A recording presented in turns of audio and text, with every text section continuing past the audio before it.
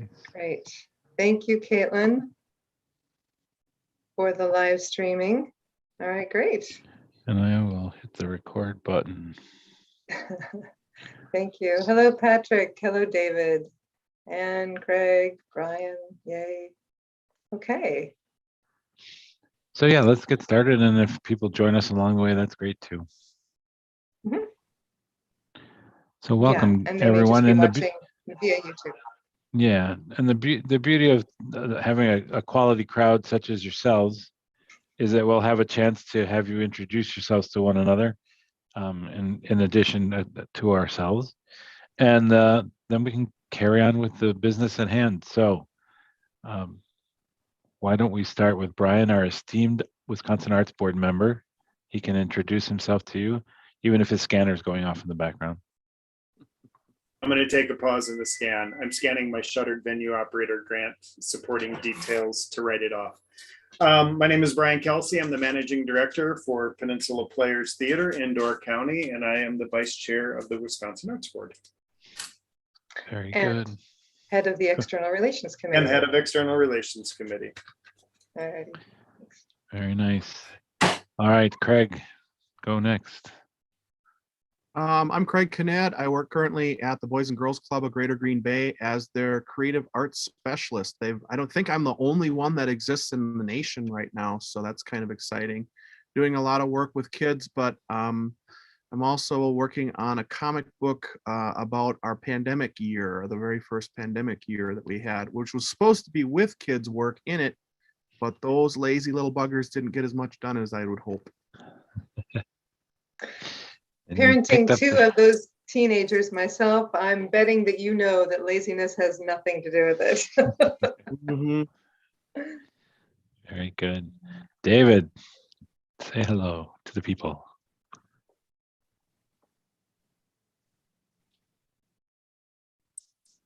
There it goes. I'm David H.B. Drake. I'm the creative director of Organic Arts in Milwaukee, Wisconsin, which is, for all practical purposes, a cooperative of lifelong artists looking out for each other to keep on doing art as long as we can. I like that. Lifelong learners and lifelong artists. I like that a lot. Patrick, say hello to the people. Hey, George, I'm with my own headset right here, just like you, taking in this meeting at the end of the day today. I'm the president of the United Performing Arts Fund here in Milwaukee, covering our membership, which is 14 wonderful performing arts organizations here in southeastern Wisconsin, and another 26 affiliate organizations who receive granting support from UPAF on an annual basis. Very nice. I got Ilka. How about you got her? Anne? Okay. Anne, say hello to the people. Say hello to the people. And I'm going to keep my screen off mostly because I'm making dinner while I'm listening. Sorry. I'm Ann Katz. I'm director of Arts Wisconsin. We're the state's community cultural development organization and a great partner with the Arts Board on all sorts of things. Very good. Caitlin, you're out there. We just acknowledge you. We don't expect you to have to say anything. And Ilka's here. Say hello, Ilka, to the people. Just a quick intro. Thank you. She's in mute land, so no worries. I'm sorry. It's I'm okay. sorry. Hello, everybody. Nice to be here and learn all that you have to contribute and how we can help arts move forward. Ilka comes to us from the Bowles Center for Arts Administration. Yes, that's right. Indeed. Karen, say hello to the people. Hi, I'm Karen Geschko. I'm the assistant director at the Wisconsin Arts Board. And like Ilka, interested in tonight's conversation. And we may call it a focus group instead of a town meeting, and I'm okay with that too. Whatever the term, I'm appreciating everybody spending some time tonight. Thanks. Yeah. So just so you know, our board and its strategic planning committee set out to have these town meetings. And we're doing 4 of them in December now. We did one earlier today. We're doing 2 on Thursday to collect as much as we can from people who feel the need and the spirit move them to participate. Because we're really looking at the next 3 years and how the Arts Board can be of service to the state of Wisconsin. And the best way we know how to do that is to hear from the people we serve. And so we're glad you're here to talk with us about this. You know, ultimately, like any strategic planning process, we're going to take it all in and we're going to sift and winnow. And so we'll hear everything, and it may not all appear in the final product, but it's certainly going to inspire us towards that final product. And we're really happy for your participation. We had a good conversation earlier today. We had some questions that we asked, and that's part of this. But what's also part of this is you either telling us what you think, regardless of questions, or asking questions of us that hopefully we can answer. And if we can't today, we can certainly answer them over time. And Go ahead, Karen. George, Yeah.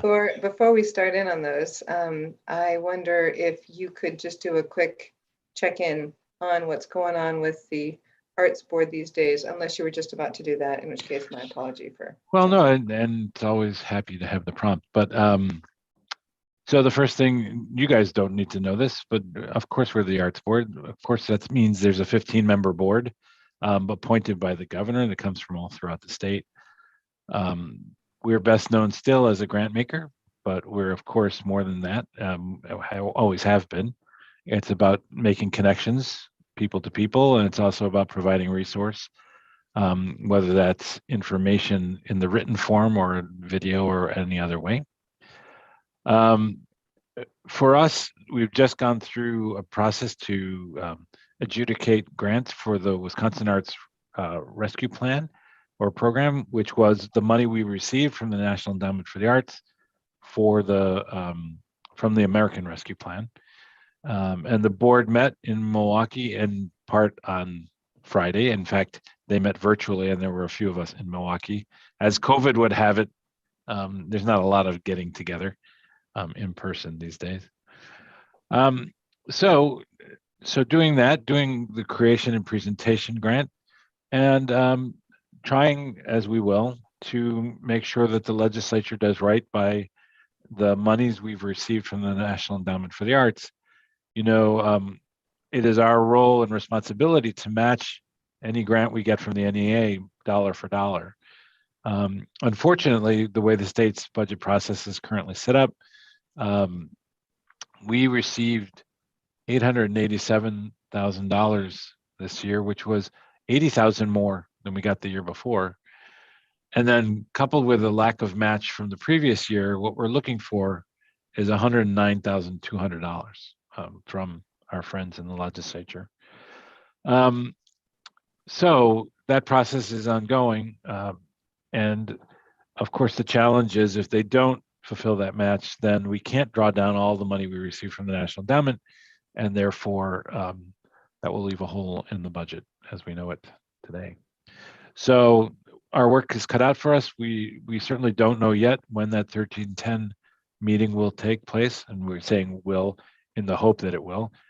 We could even say if, but let's not be dark that way. Let's say it will happen. And so when it does happen, you'll know, not directly from the Arts Board in our role to educate the field, and I'm sure from Arts Wisconsin in their role to advocate on its behalf. Karen, anything else? Just to note, to be explicit about that $200,000+ hole in the budget, it would unfortunately have to be taken out of the grants. And that's an incredibly painful thing that we are doing our best to figure out how to help avoid. And the reason that's the case is that there's very little left on the operations side from the state. The state pays for 3 staff people and their fringe benefits, and it pays for a trip to Washington, D.C. for National Arts Advocacy Day, because we must pay for that out of state money, not federal money, to advocate on behalf of the endowment. And then the rest of it is all being paid back to the Department of Administration for computer support and other things that they support us with So there isn't really any operational costs anymore on the state side to cut into. So I just want to make sure that that's clear there as well. And we said, because we are a small group, certainly if you have any questions about what we said so far, please ask them. And then the one thing we definitely want to find out from you before we launch into our own questions is, so tell us, guys, and it happens to be guys this time, what are you most proud of right now in the work that you're doing? So any one of the three of you can start, and we'll welcome that answer. And Brian, if you would like to participate as a participant instead of a board member, you are welcome to do that too, of course. And Anne, same if your dinner making allows. Okay, thank you.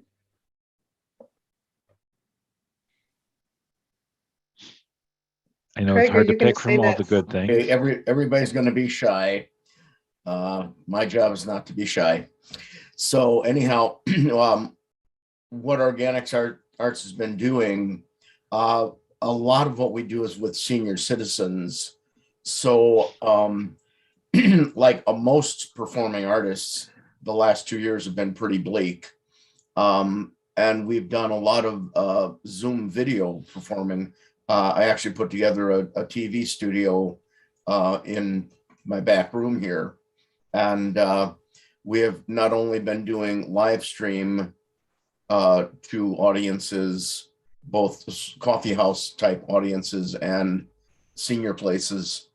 We've also archived at least a lot of my shows so that they will always be there for the activities directors to use. Because I can't do this forever, obviously. So I put a whole archive of shows there that anytime they want to show, they can pull it up.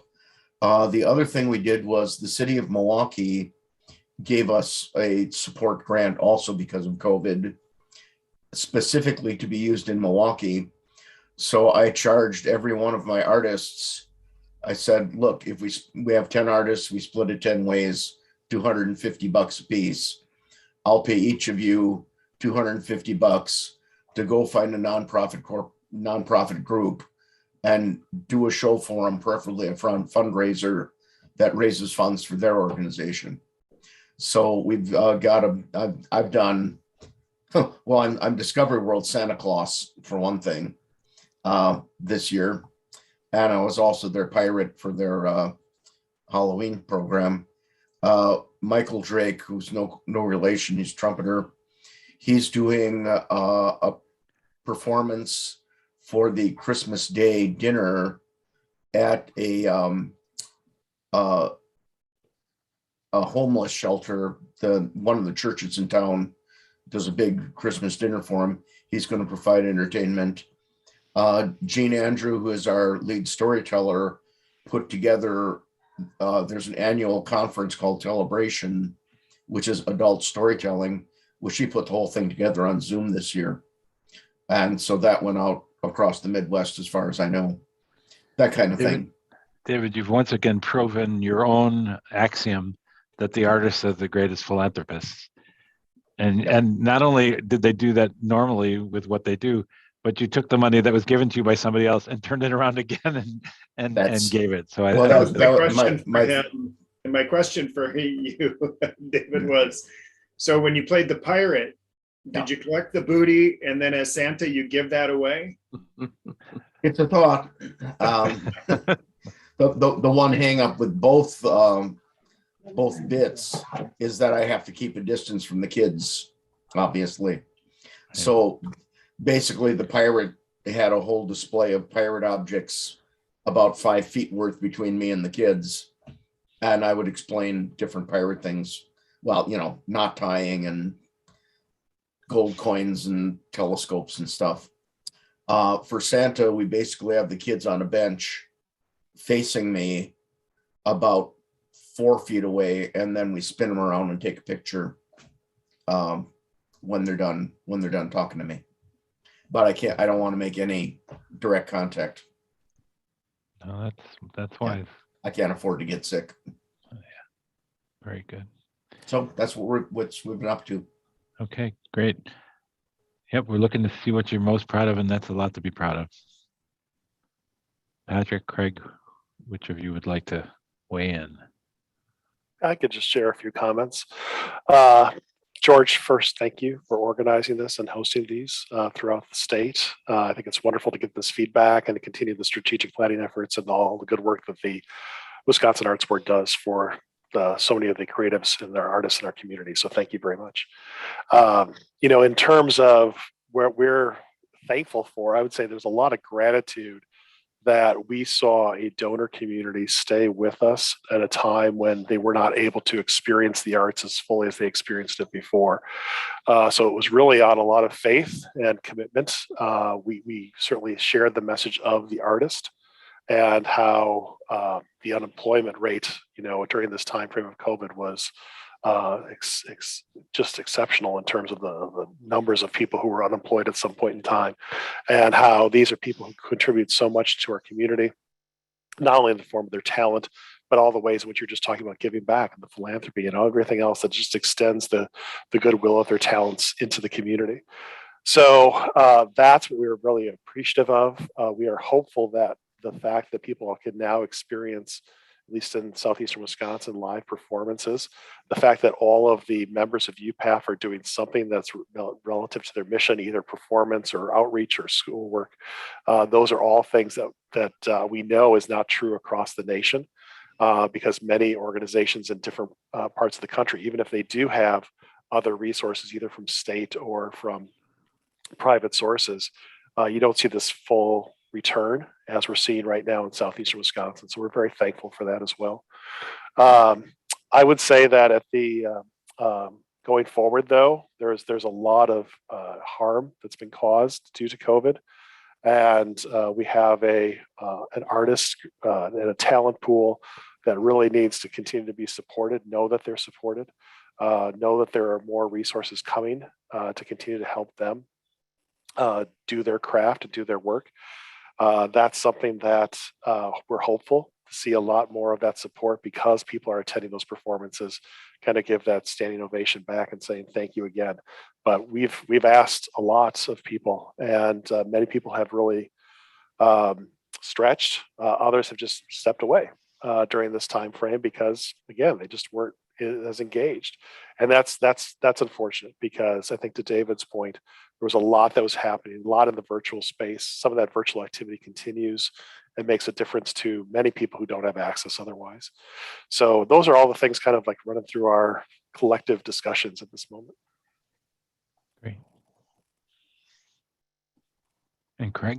As far as what's going on up at the Boys and Girls Club, we've wrapped up a few bigger projects.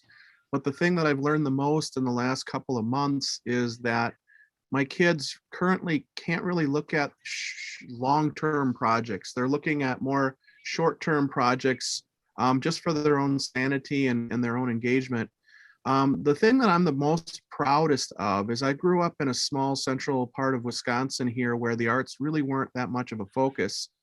And throughout the pandemic, it's been so apparent how much the arts have saved us all and how much they have kept us sane, how much the kids have utilized that for their own mental health. And I think that is such a great argument for their value that I've not necessarily had in my back pocket before, but now I've got it and I'm using it quite a bit. Yeah, that's crucial. We were talking earlier today about one of the pieces of the Imagine MKE Summit, where I saw Patrick recently, and there was a researcher there who had, as part of the Great Resignation, had resigned from his evaluation firm and now is working pro bono for Imagine to do some of that measuring, the measuring of the things that are not economic but are extremely important to what the arts brings as value to not only the individual but the community itself. So look forward to that sort of study going down the line. George, we've done quite a bit of study on that already. Great. Through the Wallace Fund, if you want to hook me up with that person. All right. Look at that. Even the dot connecting happens over Zoom. Thank you, Craig. That's perfect. It's It's been what you're connecting set of years. Indeed. Hey, speaking Question. of studies, yeah, David, and then George, if you would talk a little bit about the AEP 6 study, I'd Mhm. appreciate that. Yeah, quick question, David, Craig. Craig, where are you located? Craig, where are you I'm located? I am Green Bay. located in Marion, Wisconsin, but Okay, I'm all working in Green Bay every. Oh, bad. okay. I was just checking if I had an artist in your area that if you needed a show. Okay, just wondering. I'm sure we hook up too, David.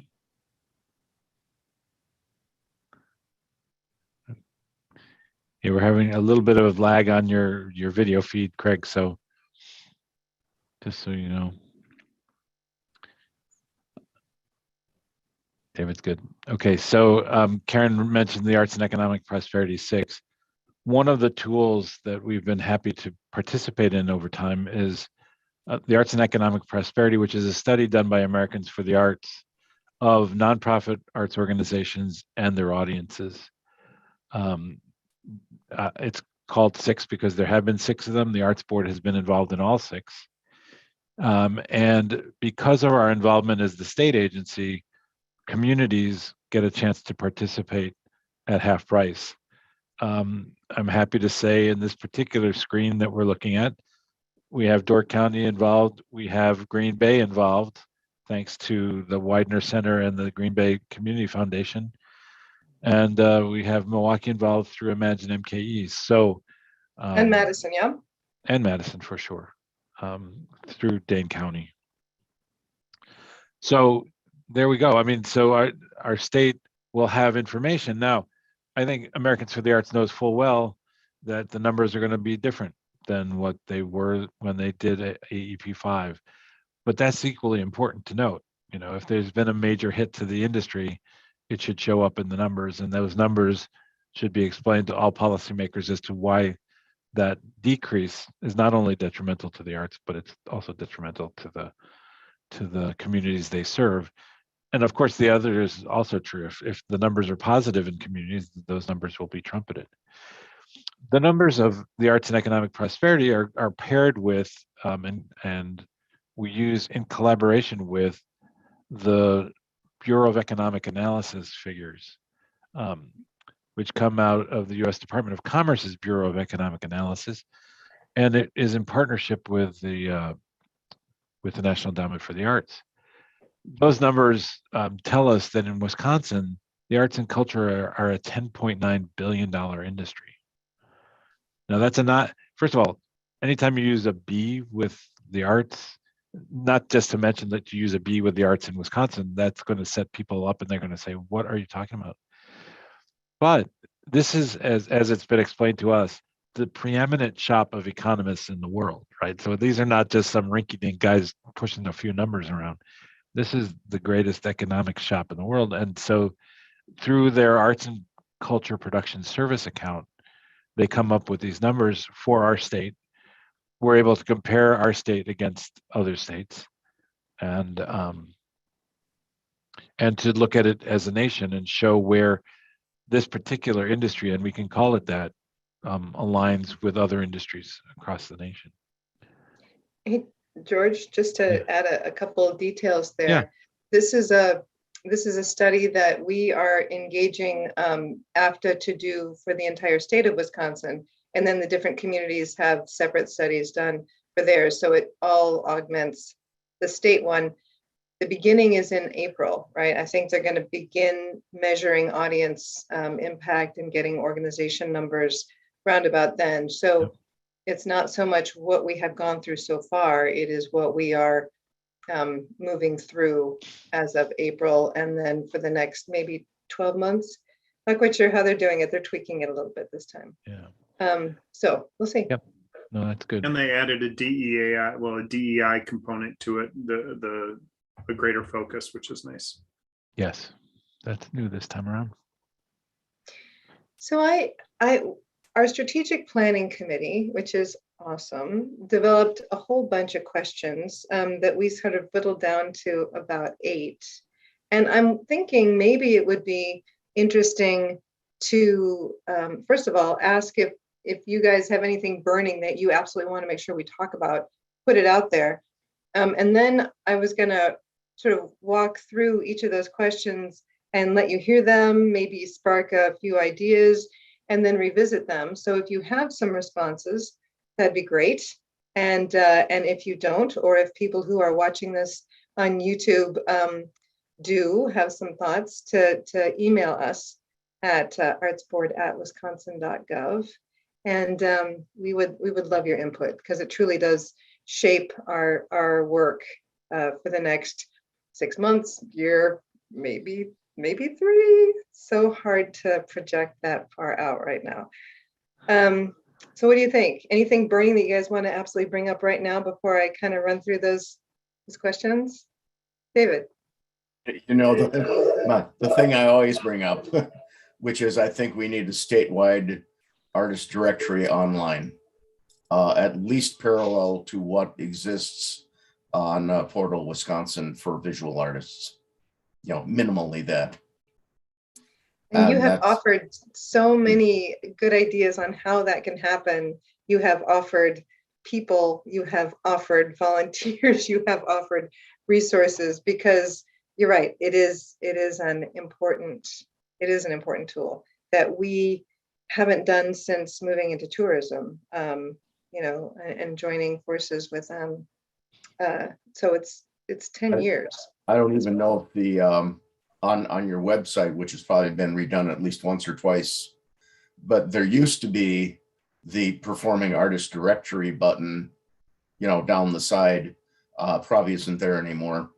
But to me, that I want to see that back, even if it's simply a matter of setting up a format and then telling all the artists, fill in your damn information. We're not going to mess with it, but just do it. And then you're on or you're not on your own time. And I have no objection whatsoever to you charging for an artist to be on it, at least one shot, you know, $25 to be listed, if that pays for somebody to set up the format. And that's something I can't do. It's way out of my skill set. Yeah. I hear you. So that's my usual axe to grind.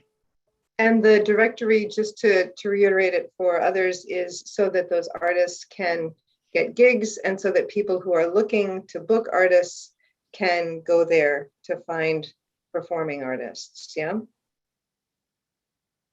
Okay.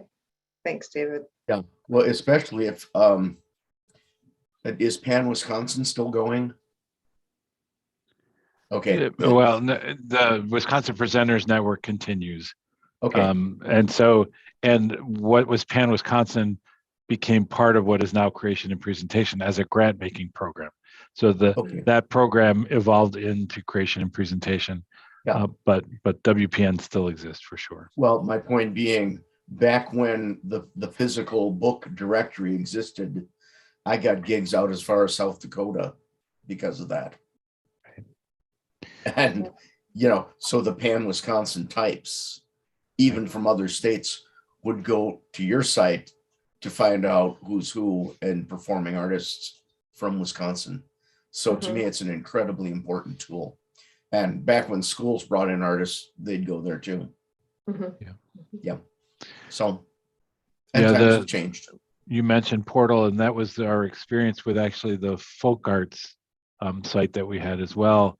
The minute we put that directory up, people from Georgia started bringing in artists from Wisconsin.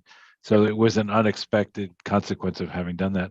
I will mention at this moment the unfortunate news that this year the Wisconsin Art and Craft Fairs directory, which we did up until the time we moved to tourism, is no longer going to be printed. Tourism has about a $40,000 increase in the paper costs, and it just was not feasible for them to do. They're looking for alternative ways to do it on their website. And based on what you're saying too, David, it's another opportunity for us to evaluate whether what they're going to do we could use for what you're describing, or whether the investment in portal can be made and the person, to your point, that there could be somebody doing it. Because I think the thing right now that will hold us up is that human being to be able to get that done. But In terms of the arts and craft directory, which I used to get gigs from too, because I'd contact them, that was probably 20 pages or so, right? more than that. It was Yeah, a more than that, booklet. yeah. They could minimally at least print a card with a QR code or a website that would direct them, which would go into the tourism leaflet, where tourism sticks all their leaflets. Yeah. So there would be a printing cost for, one, you'd get 3 out of a page. Yep. And just have something saying all the arts and crafts fair are at this site. Boom. Yep. Get those out to the tourism outlets. Hey, That's a very George, creative- if Creative printing's, workaround. if printing's a problem, are they looking at like ISSUU, to where they're creating the PDF, uploading it to, or, they've got their own technology to where it hyperlinks straight off from all of the pages? So if it's a printing thing, or is it an FTE time in the creation beyond printing? Yeah, Karen. So they have there's a name of their company that works with them on these things. So there is that piece. So it's that organization plus the printing, and it's them trying to figure out how to do this best. So I don't know that they've looked at issue. And the other thing that we're trying to make sure they think about is that publication was a dual threat. It was not only, here are the art and craft fair directories, but for the artist, it was, here's what the fee would be, here's the kind of work that they're doing. And artists actually use that publication as a business development tool.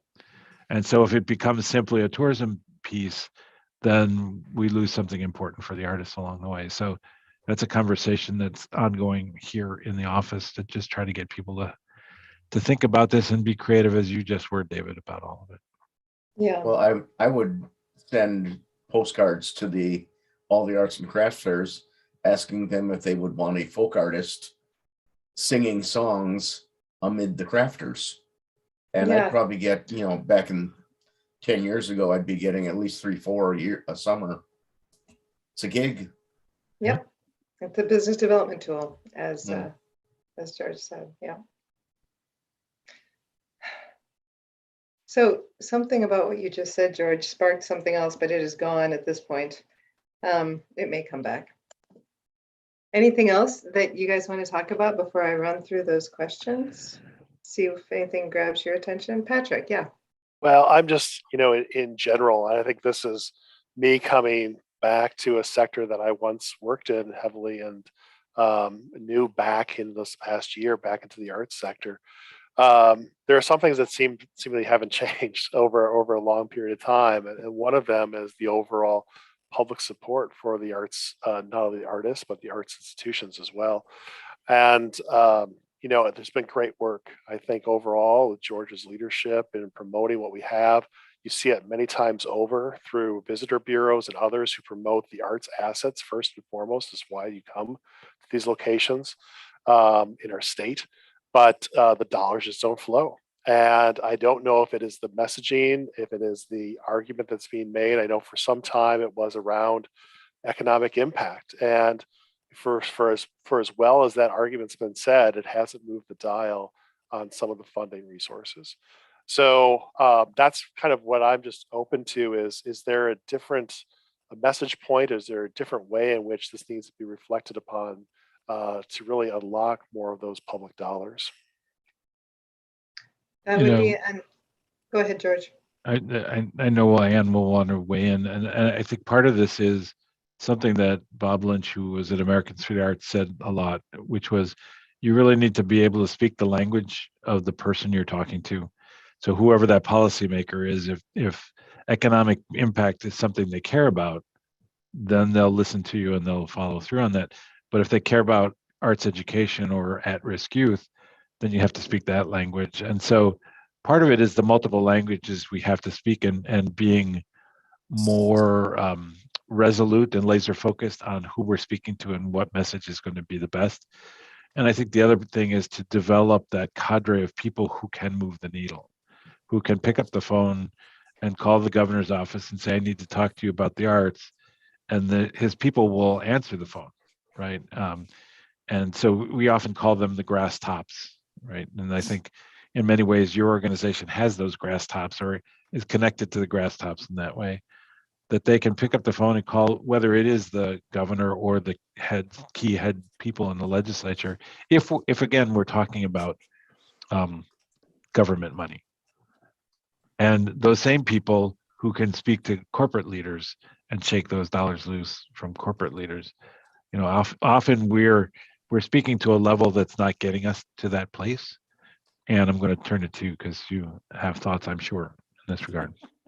Thoughts, but no answers. Thank you, George, and thank you for that statement, Patrick. And Brian earlier today said, when someone brought this up, if anybody has any, brilliant answers, please let us know.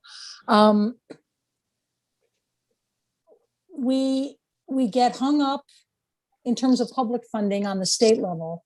We get hung up on with the complicated. I'll say that's a better word than another word I was going to use. The complicated politics of our state and the philosophies of the people that are in charge and their priorities. I think we've made, for the last 10 plus years, we've engaged lobbyists to go into the Capitol and make those connections with the decision makers, which has kept the Arts Board from being cut in the beginning of the Walker years, I'd say, and hasn't resulted in new money, but has strengthened the argument, the fact that we can say $10.9 billion in economic impact and more jobs than the beer, biotech, and paper-making industries gets people's attention. And when you pair that with the stories, just some of which we've heard tonight, of what people are doing creatively, it's very powerful. And so everybody on both sides of the aisle supports the idea that we should invest in our creative economy. We still get wrapped up in the complicated politics. And again, we don't have any brilliant magic fairy dust to sprinkle on that and fix it, but we do have hard work over time when it comes to advocacy and people making the case. So Patrick, I'm going to give you a call about some of those people who might be able to make some phone calls. I know the Arts Board has been working on that as well. And we are working on legislation that will help the state invest in creative economy development. And we feel optimistic about that. We can only feel optimistic. So that's not a very good answer, but it's the answer we have, which is that in Minnesota, they had the Legacy Amendment, which now brings millions of dollars to the state arts coffers. That was a 20-year battle, and I'd say we're in the middle of that effort as well. But it used to be George and I. I'll just finish by saying George and I sometimes say that we've been talking about the creative economy since the last millennium, and we have. And the response we get now in terms of how people think about it is very different than it was at the beginning when we started talking about this. People understand what we're talking about. So that's the first step. That's a step. And we're just going to keep building on those steps until we reach some of the goals. And one of the things we talked about, Patrick, earlier today was making sure as we speak to policymakers and joint finance and whatnot, is that the one-time CARES Act funding, PPP, EIDL, shuttered venue, etc., they were one time. They're not solving any long-term problem. and they didn't go to all arts organizations. It was hard enough for individual artists to get access to anything. And so as we look at our messaging, it's ensuring that we are really prepared to answer the question about CARES Act funding and all these programs that were one-time support, so that we don't have myopic legislators thinking, oh, they're taken care of and how dare they come back. And, I hope that's not what we face with the 1310 this year. We talk about that, but no organization should be going through the 1310 for as many years as we have. The challenge too is that over the years, what has occurred is our amount of money has been diminished. And therefore, there are two things going on, I think, for sure. One of them is, well, that's not a lot of money. And second of all, well, that's their money, right? So there's this assumption in the field that what the Arts Board gets is somehow the Arts Board. Well, all that money is going out to the field, right? So my answer over time has been, if you like what you got, keep doing what you're doing, right? If you're getting all the money that you think you should be getting from the state, then continue to do nothing. And effectively, that's what's going on. Arts Wisconsin's doing its work, but the rank and file organizations, and I'm making a gross generalization here, but just to make the point, they're busy doing their work. And unless they have this feeling that we need to grow the pot, or make a bigger pie for everybody to be a part of, then they'll keep doing their work. They'll ignore the relationships they need to build with the people for whom they're going to come someday and ask for more money. And when they do show up, that person's going to go, who are you again? Why should I know you? And touched briefly on the Minnesota story. When Minnesota went to the front of the line and said, legacy amendment, give us the money. You got a surplus, give us the money. They didn't laugh at them because they had been there before. The arts people had been there before cultivating the relationships. And so when the surplus occurred, they could go with their hands out saying, yes, now we would like our portion. And their governor and legislators said, okay, it's your turn, you're going to get some money. So as I say, I think part of this challenge is it's their money. And by the way, I'm too busy. I sometimes call that the little red hen syndrome. I need you to help me bake the bread. No, I don't want to. But when it comes time to eat the bread, I'm going to be there and ready to eat. We need to get people helping the little red hen out once in a while. This would be a good thing. Thank you all for the conversation. Yeah. What is the how do I put this? On a dollar, how many cents goes to the art board? So currently that number is 14 cents on the dollar. And in Minnesota, just as a quick comparison, it's $7 per person. Yeah. Right. So that's a wide gulf. And part of that is the legacy amendment, right? Mm-hmm. They're getting $43 million. Here we're getting roughly 1.6. Okay, so that's a big difference. But pre-legacy amendment, Minnesota was getting 8. The Arts Board was getting, in those days, 3.2. But it was still more than double what Wisconsin was giving, Minnesota was giving. That's pre-legacy. I'm sorry, you're saying 8 million, right? Correct. Not $8 per capita. Okay. No. Sorry, David. Go ahead, please. Yeah. The reason I just had this memory flash. This was during the Carter administration when we got there was a program that actually funded artists to train as artists in their job, and it was called CETA, I think, CETA. Yep. But I distinctly remember a brochure from the Wisconsin Arts Board saying, aren't the arts worth an ice cream cone? And at the time it was like 48 cents on a dollar. Mm-hmm. In Carter, which is 1979, during a recession. Right. And so my head just spins around thinking about that. Is my God, we're practically a quarter of what we were in 1979. You know, All right. no, that's right. And I want to leave this behind too, Karen, but what I want to say before we do is to point you all to a study, a paper by the National Assembly of State Arts Agencies, and it's The Arts Strengthen America, or no, The Arts Strengthen Our Country. And I think that's important because it's an advocacy piece developed in a bipartisan way to really structure how arguments get made to speak to people on both sides of the aisle. So, and what I'll do is I'll put this in the chat. I'll put a link to it in the chat as Karen takes us to new questions.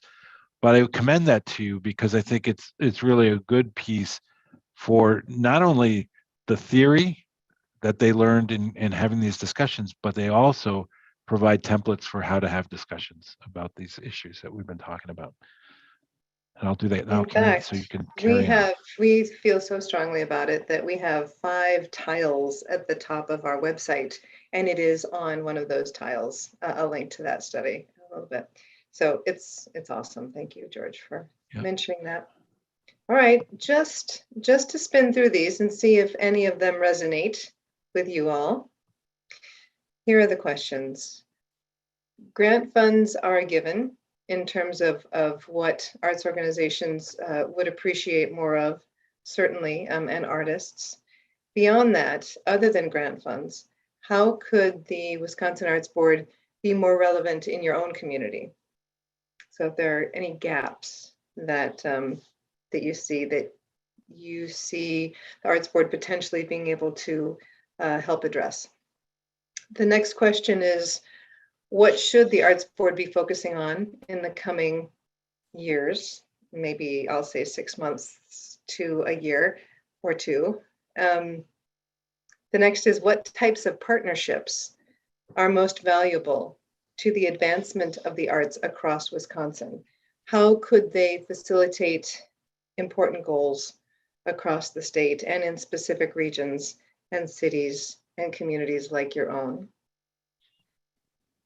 The next is, as you think about the concept of a creative sector in your region, what needs to happen for the arts to become a more prominent and recognized contributor to your local, regional, or state economy?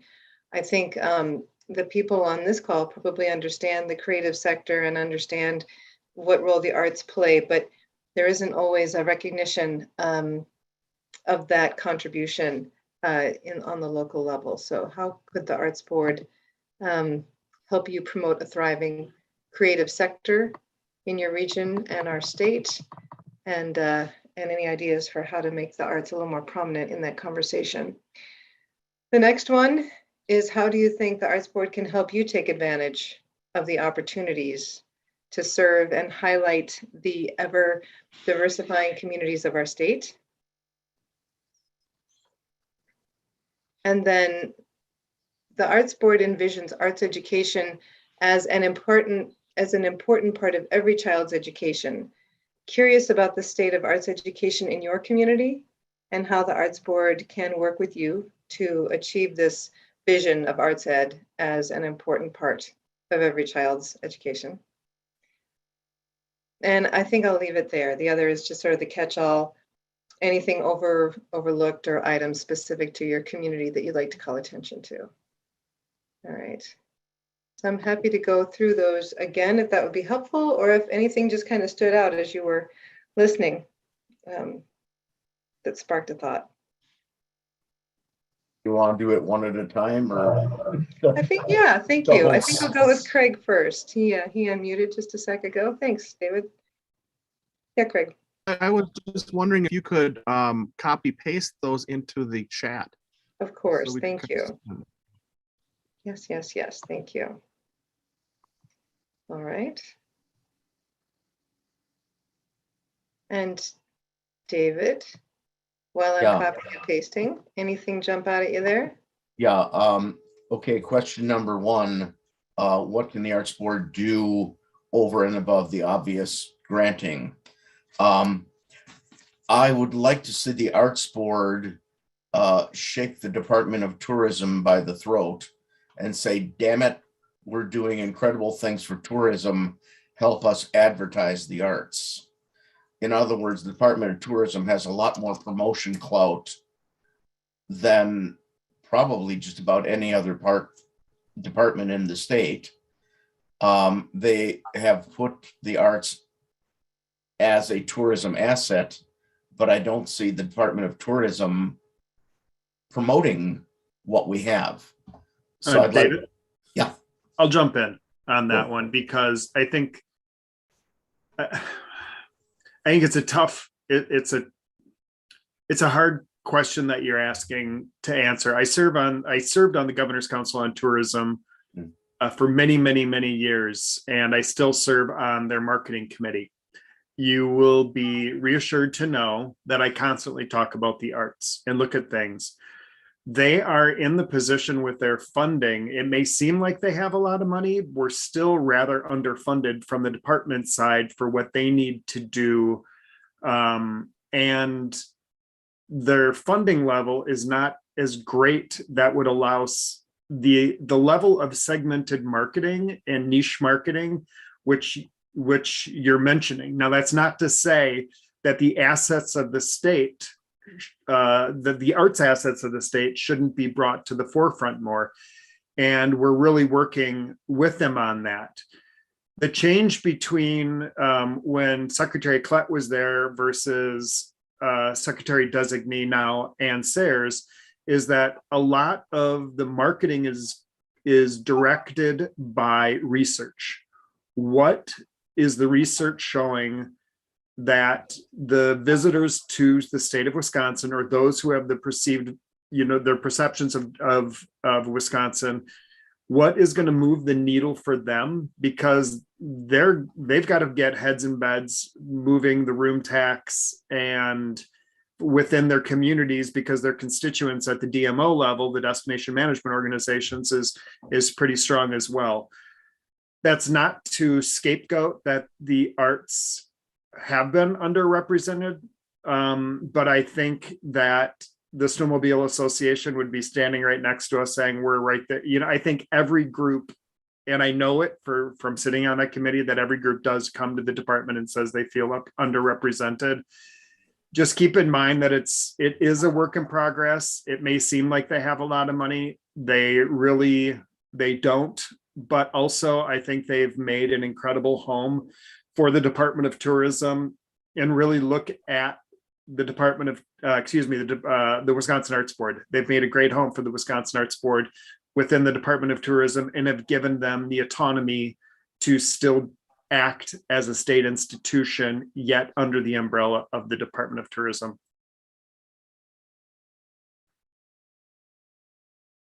Okay.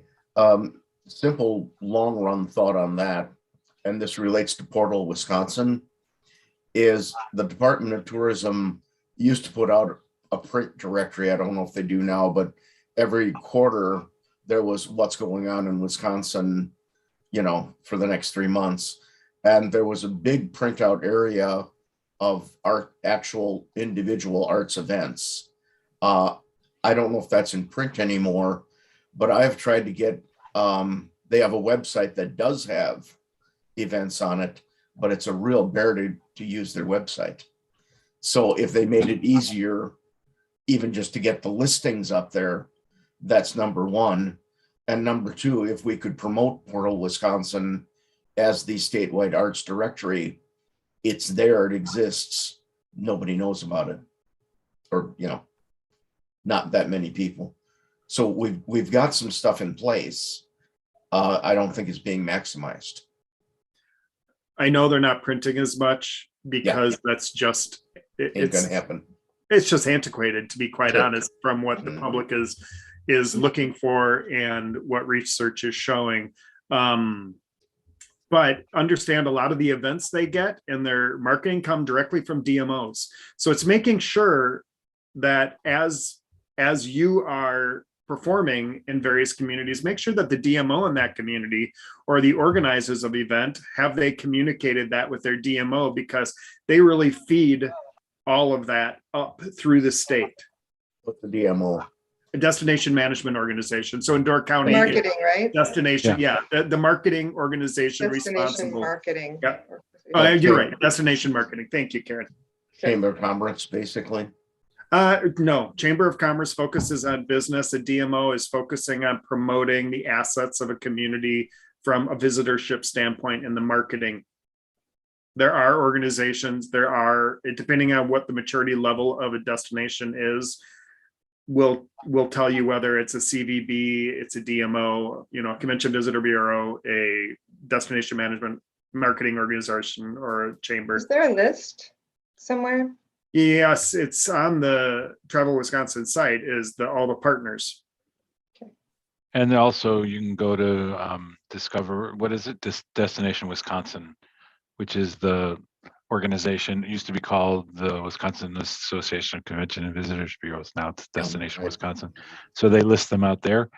I think this conversation, though, leads to a different endpoint, which I think is a good one, which is to say, while we want to encourage the department to do more, and their version of what Portal is, right? Portal is easier to get yourself on because you have the ability to do that. You don't have to ask a DMO to do it. But what this points to is the Arts Board's advocacy being placed with, or education, I should say more accurately, to educate the department, the destination marketing organization, that they need to be stepping up their inclusion of arts events in the Travel Wisconsin website, right? So you as a DMO have the responsibility of getting this stuff out there. We as the arts people are watching, right? And I think one of the things, back to your research point, Brian, if we were to evaluate, let's pick a month of December and look at what are the arts activities that are on Travel Wisconsin right now versus what we know is actually going on out there, then we would have a really strong case to make to say, hey guys, there's so much more going on out there that we need to get this included. And if the arts groups can be helpful to loading this information, we want to be helpful because we're not doing the best we can to promote. So I think to what I'm hearing, that's the point at which we can make a difference, is to say, hey DMOs, this is our research on what you've done, and this is the reality. The reality is you're only putting out there 25% of what's actually going on. And I will They may just come back and interject. go Yeah, ahead. you were just going to say what I was going to say, George.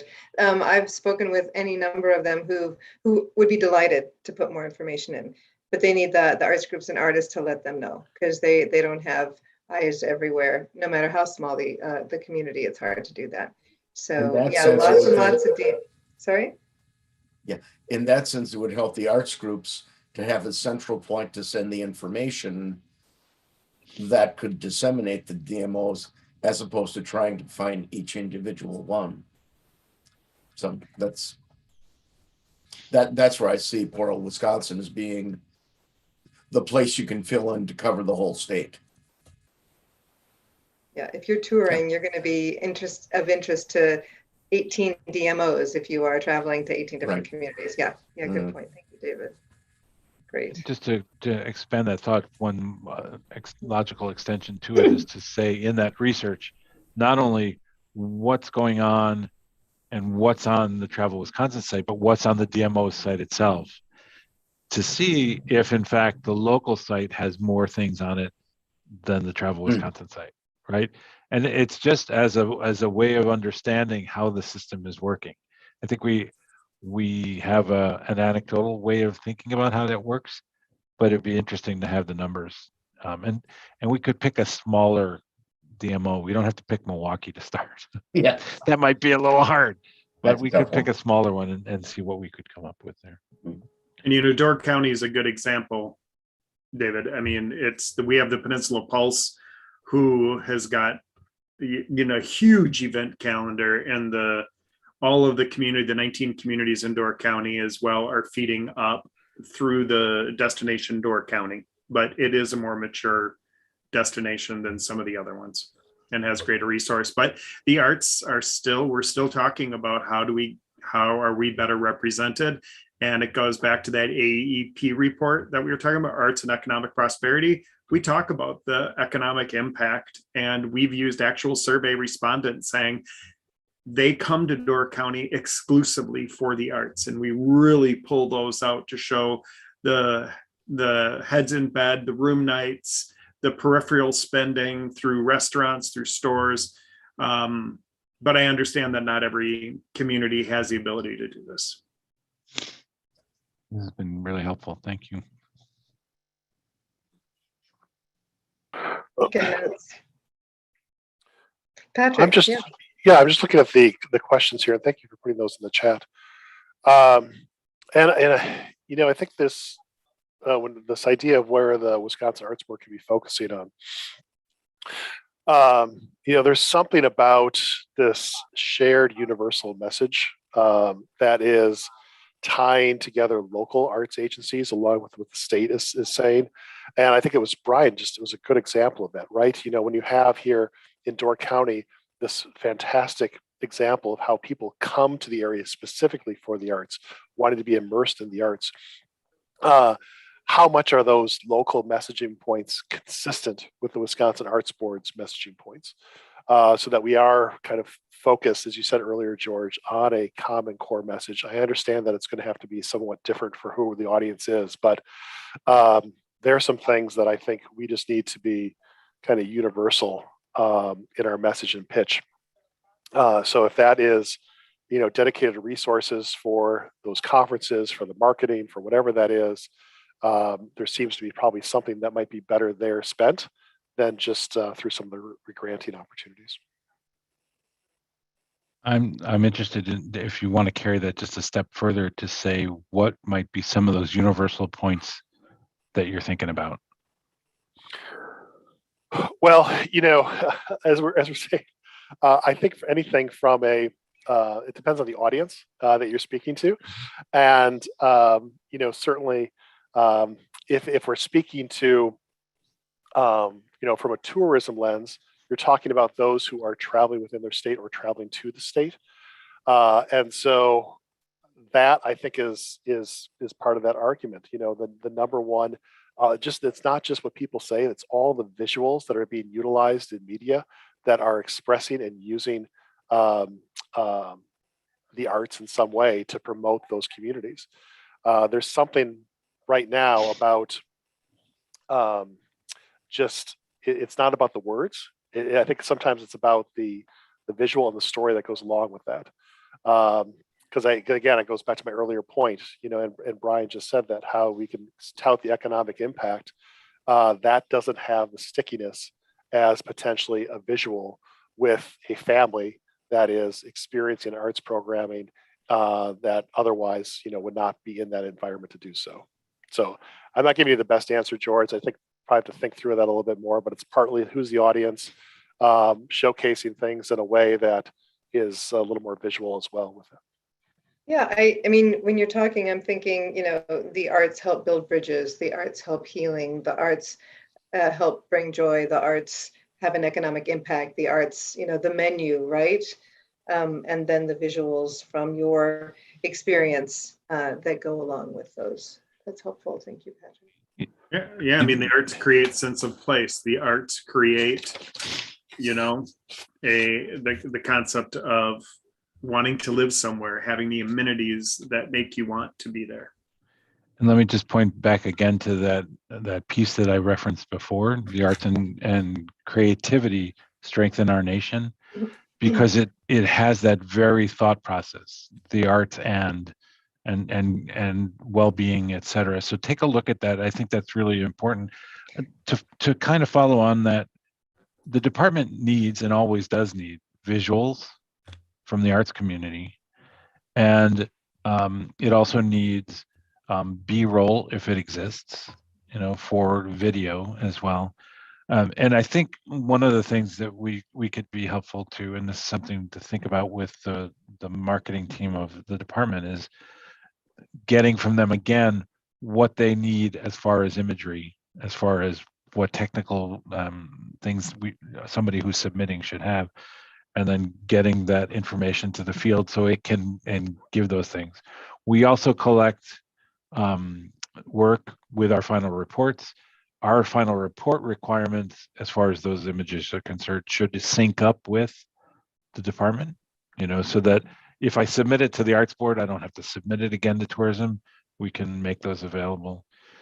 Well, The final thought in this space is that, for me, is that we're now sitting in an office that has new art, I'm going to put quotes on it, art on the walls. And many of those pieces are outdoor recreation, because the department has a major push behind our outdoor recreation now. And so there's a lot of that imagery in the conference rooms, et cetera.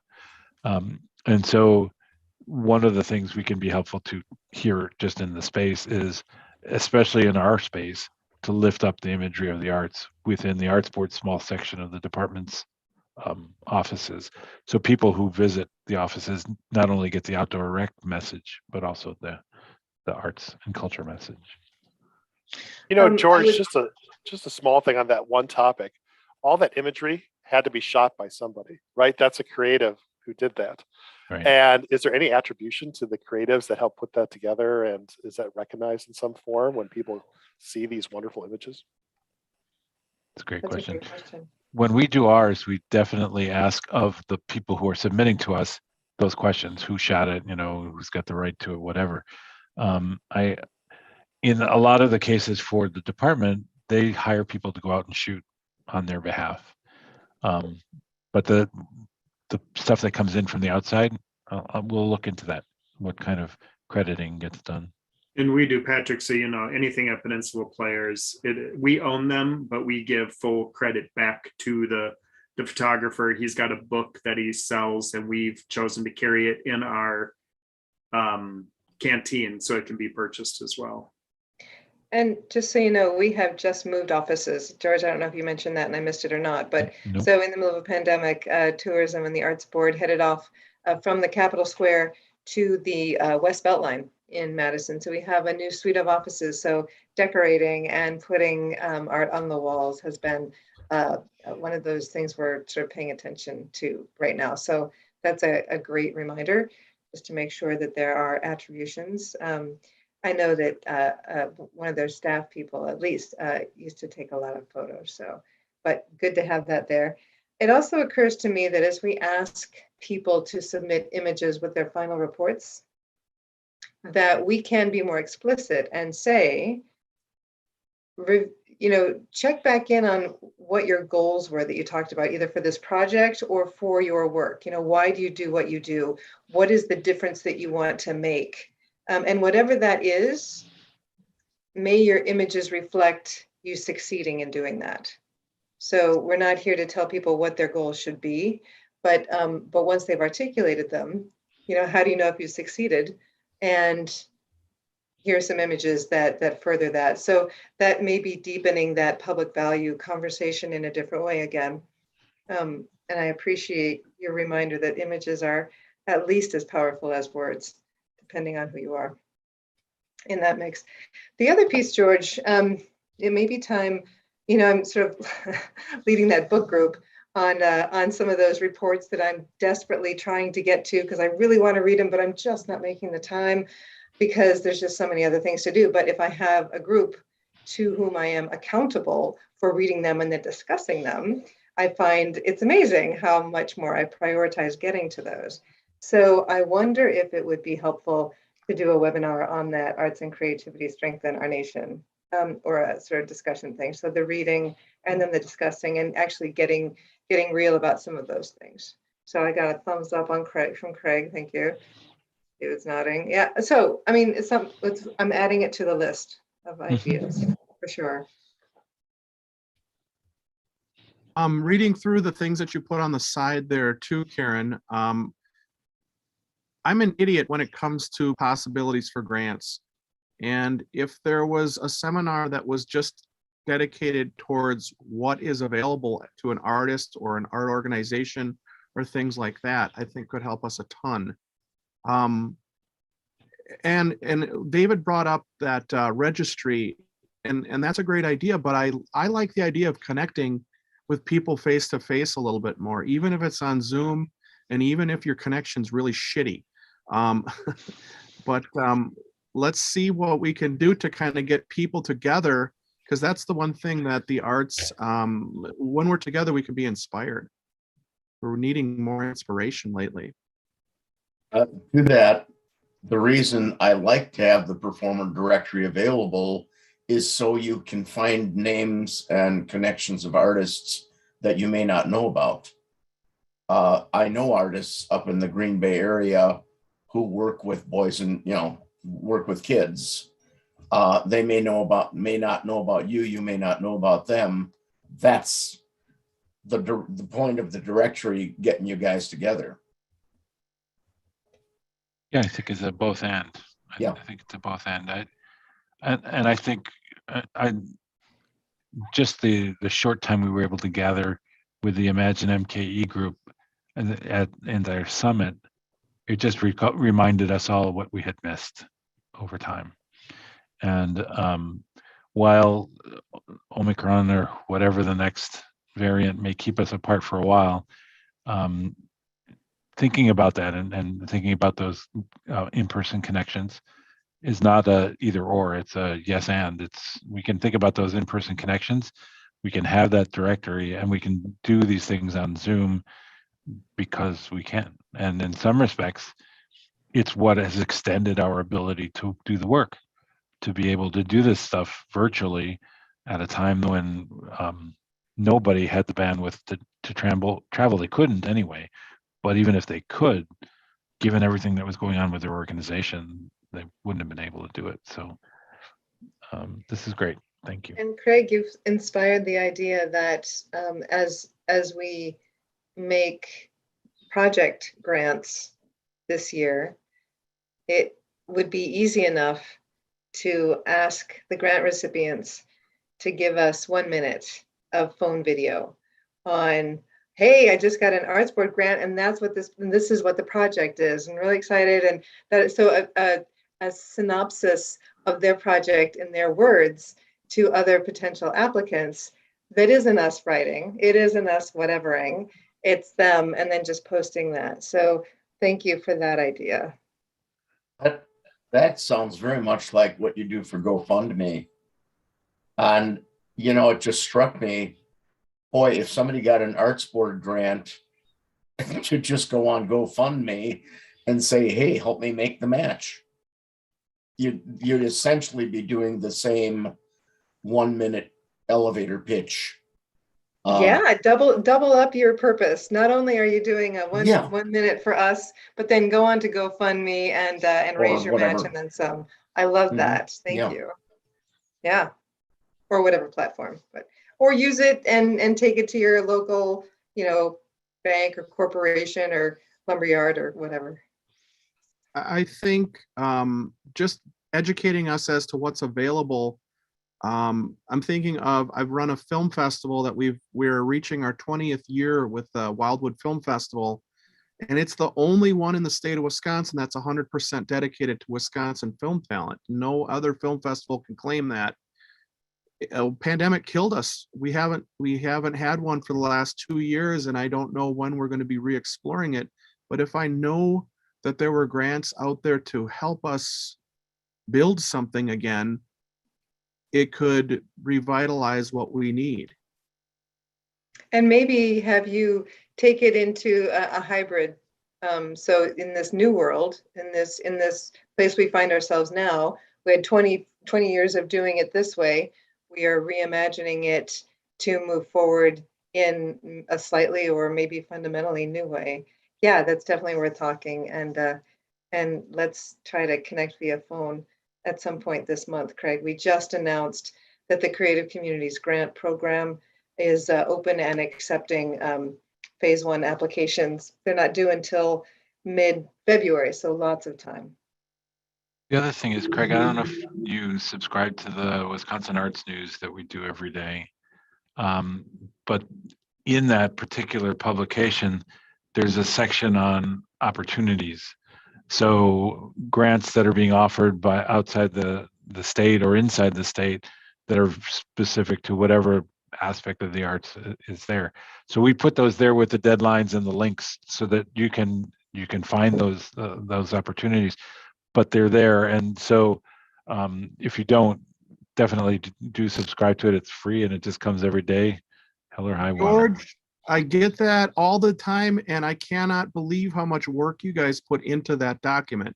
I've told you that before. There is so much work there. I can't ever comb through them all, ever. Right. There's Nor just should so you. much.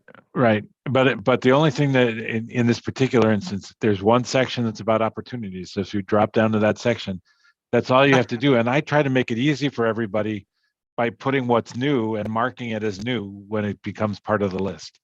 So even if you've gone there, let's say you went there once this week, you go next week, you'll find only the ones that are new that week marked as new. So you can go right to those and go, okay, done. There's nothing new for me this week. I'll look next week. So we're doing what we can to edit it down, shall we say? And you're doing a fine job. I say that every time I see you. And I appreciate it much. A thought for Craig. Because I don't know your program, it depends. I would assume you mostly want hands-on activities with the kids. True? Or because my point, the place I was going with that is because of COVID, you now have access to artists, not just all over the state, but all over the world, to interact with your kids, at least over a screen. Now, I hate like heck to have sit down the kids in front of a screen for another hour, so to speak. But your availability of artists has just exploded using Zoom technology. I can easily do a show for you, a half an hour from now. I just need to set up my camera from Milwaukee. And yeah, I totally understand that. I think you nailed it when you said the kids have already been exposed to so much of that stuff. So much screen. But that doesn't mean it's impossible. My job now as a creative arts specialist with the Boys and Girls Club is to expose the kids to art forms. So not just visual arts, which is my forte, but also filmmaking, performance arts, music. We just shot a music video. So we're really looking at all the different aspects of the fine arts or the arts and pulling them all together to give them some exposures. Well, in our organization, we've got the former head of the statewide storytelling organization who does workshops on storytelling. Now, Perfect. Whether we can ship her up to Green Bay or not is a different thing, but we sure as heck can put a camera in front of her. Mm-hmm. I think this conversation. Oh, I'm sorry, Craig, please. Go for it.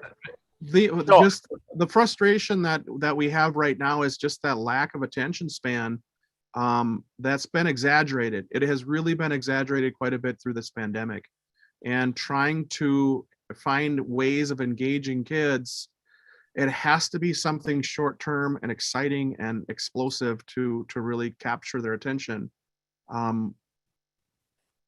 For the most part, there are still a couple of them that are engaged with they just love to be there, and you still have to recognize those kids. But it's a different time, but that does not make it impossible, David. So I'm totally on board with what you're saying. So I was just going to add to this conversation here. The interesting thing you're raising up here is just utilization of technology, and certainly for the visual artist as well as for the performing artist. I think there's more potential for a visual artist in terms of reach for their art, certainly internationally, whereas the performing artist, there is, the screen fatigue and the ability to be on a screen is not the way you want to interact. You want to be like Peninsula Players. You want to be in that setting, in that environment, to experience that performance in the moment. But still, there is something here about why choose Wisconsin as an artist to do your artistic effort and then to share that with the world. So it's like, where does Wisconsin become welcoming to the artist as a place where you can find success that then is not just bound by the place you are. The place you are inspires you, but you are able then to bring something that's really much broader than just the local community in which you're sharing your work. So there's something there that how do we engage, how do we embrace, how do we encourage or share access to technology, utilization of technology, understanding best use of technology for the artist so that they can look to Wisconsin as the place where they come for their art making. Yeah, and a question about that one step beyond is to say, is there any talk in Milwaukee or elsewhere about the monetization of any of that? As you think forward, is there anything going on where that's being seen as a viable alternative or additional income stream for the performing artist? I think.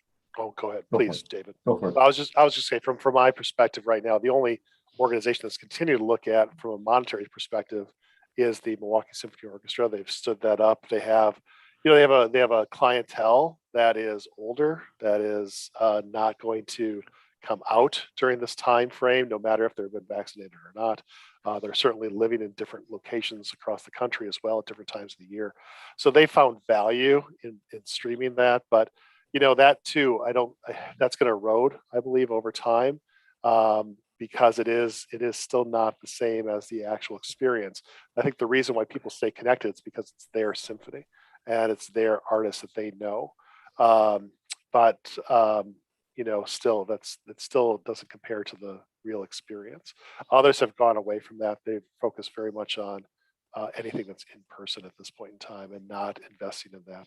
And I think that's difficult. I mean, the monetary example, you need a large number of people, and that's not possible for every type of artist.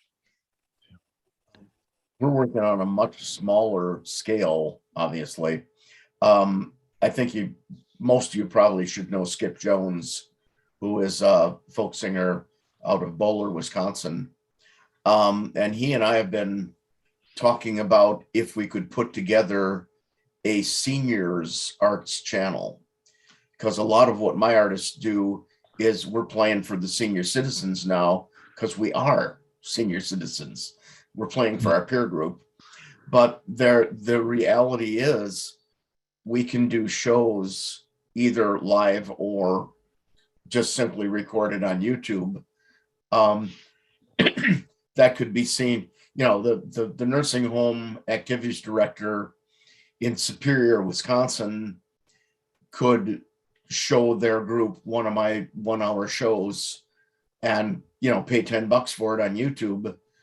There's no way in hell I'd ever drive to Superior to do that same show. And then they could have But a talk back with you, David, live afterwards, right? Yep. I mean, that's what makes it different than just showing another video. Yeah. And in that case, we would be focusing on the truly rural audiences that they're just, nobody's going to drive that far, to do $150 show. It ain't going to happen. But we can serve them via Zoom at least and do it as a live show. Or if they just want to do play a recorded show for a flat fee, yay, go for it. Hey, before I forget, David, I want to just mention the Aging and Disability Resource Networks. The Aging and Disability Resource Centers around the state. We had the opportunity to do a really cool kind of pilot project with a couple of them and reached out to several others, matching artists and some of the older adults that they serve. And they are a really interesting resource to think about. I also want to make sure that you know about the Office of Rural Prosperity. Keitra Olson from that office was on our noon call, and I think she'll be trying to get onto one of the other town meetings on Thursday.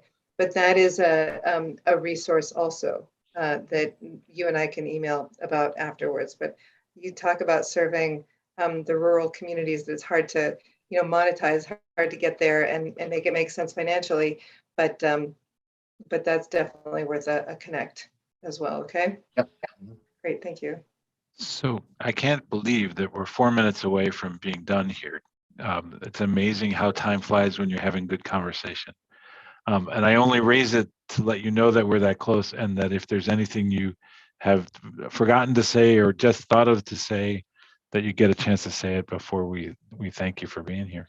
David, Yes, before I forget, David, I've gone, I exist in the rural communities, and I've gone around from location to location doing improv shows with a partner. And we've had a lot of success doing that type of thing. And there is such a great appreciation for people bringing that live performance to these locations. And it's not going to make you rich by any means, but it can pay more than $100 a show, guaranteed. For 100 people, that can pay a heck of a lot more than $100 a show.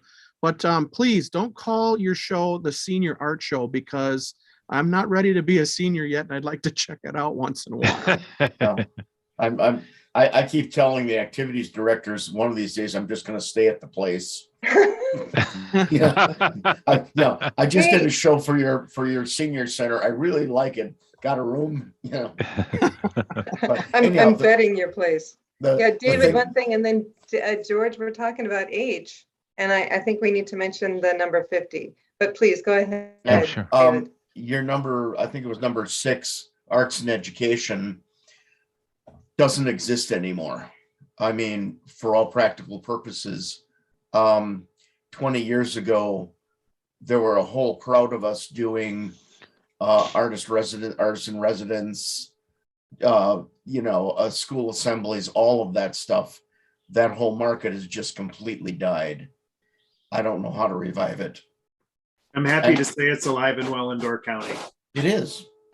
Good. I'm glad. It's deader than hell in Milwaukee. And part of that's No Child Left Behind, teaching the test and like that. But it's also the fact that the Gibraltar Schools has the Friends of Gibraltar, and the Southern Door has an active theater program, et cetera. So there are people who are making sure that still exists for the kids in that area. But I think it's an important point that you raised, David, is that there are pockets here where our kids are not getting that. And we're going to expect them to be creative when they get into the workforce. And we're going to expect them to be able to do certain things creatively. And they're not going to have that. And that's going to be a difficult challenge. Because as they've come up through an education system that says, can you just tell me what's on the test so I can study that? No. And we're going to have an arts education focus group for sure. I know That's right. At 7:30. And so, George, 50. So Karen wants me to tell you, and I shall, that the Arts Board turns 50 in August of 2023. And so as we approach that anniversary in 23, we certainly are going to be trying to bring forward our history and thinking about our future. We're going to be bringing forward our former board members and trying to connect them to our work going forward. And of course, we would love you all to celebrate and suggest to us ways in which celebration can happen. But we are certainly proud of that number coming. And it might be an interesting opportunity to leverage some of what we've been talking about. We didn't want to be 50th at 50, and thanks to the bad luck of someone else, we may not be. But so creative thinking. Hopefully not. Right. Thank you. On that let's note, have a big Go party. ahead, Patrick. anyhow. You were going to say. You asked before about some of these, things that you didn't say or something you sparked. This is just a crazy idea. Again, we were talking about attracting artists. If the artist didn't have to pay any income tax on their artwork that is either sold or presented, that might be a fantastic way for them to say, let's come to Wisconsin to do our art. not a crazy idea. Irish. But something, again, it's not just about always what money you have to give out. Sometimes it's just, working offer some type of incentive so you can attract more of it. And that could be an incentive to do so. Thank you. One of the things that we're talking about at the Boys and Girls Club that we've taken for granted for many, many years is that something that we want to do needs to be fun. Damn it. We need to make things fun. If we make art fun in the state of Wisconsin, it'll be attractive. Yeah, our friend Professor Shakashiri who just retired from the UW, used to do a program called Science is Fun, because we didn't think science was fun, but now we do because we've seen this show many, many times. We assume that the arts are fun, but sometimes we can be pretty dour about the whole thing. So arts being fun is a good reminder, and it's the artist that can remind us that for sure. Well, guys, in respect for your time, and to know that this conversation doesn't end tonight but continues, so feel free to shoot us emails, join one of the next 2 town meetings if you so choose.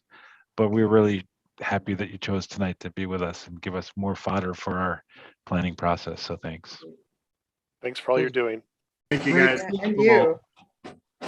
Thanks for the inspiration.